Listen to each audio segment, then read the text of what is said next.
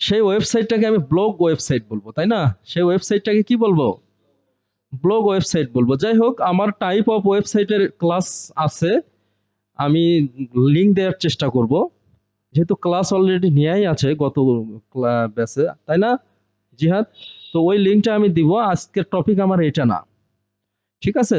বিভিন্ন ধরনের ওয়েবসাইট আছে, বিভিন্ন ধরনের কি আছে, ওয়েবসাইট আছে, সেগুলো আমরা জানার চেষ্টা করব।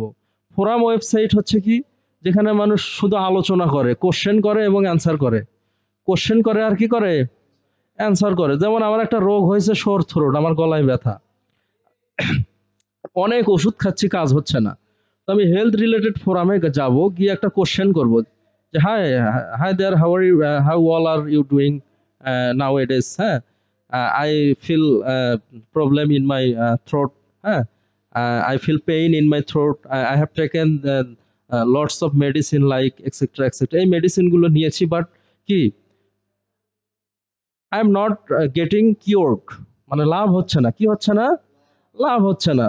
তো any recommendation about how to cure it? তখন ওই ফোরামে যে ডক্টরগুলো আছে তারা কি করবে, রিকমেন্ডেশন করবে, "এই তুমি এটা করো, তুমি গড়গড়া করো, লবণ দিয়ে গড়গড়া করো, ঠান্ডা লাগাও না, ধুলাবালির মধ্যে যেও না।" এটাকে বলা হচ্ছে ফোরাম। মানুষ সমস্যায় পড়ে ফোরামে যায়, এক্সপার্টরা কি করে, অ্যান্সার করে। তো এই আমরা যে ডিজিটাল মার্কেটিং করব, একটা ফোরাম সাইটের জন্য যদি এসইও করি, আমরা যদি ফোরাম সাইট না চিনি, তাহলে কি, বিসমিল্লাহ গলত।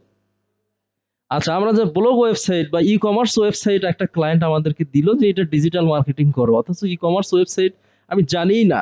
যদি ক্লায়েন্টকে বলি what is e commerce site, client ওই দিক দিয়ে সালামও দিবেন না, ওই দিক দিয়ে কি চলে যাবে। এখন বিষয় হলো আমাদের জানতে হবে টাইপস অফ সাইটস, জানতে হবে, বিকজ আমরা এই ওয়েবসাইট গুলোর মার্কেটিং করব, কি করব?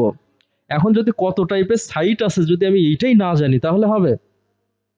এনিওয়ে, এটা তোমরা দেখে নি।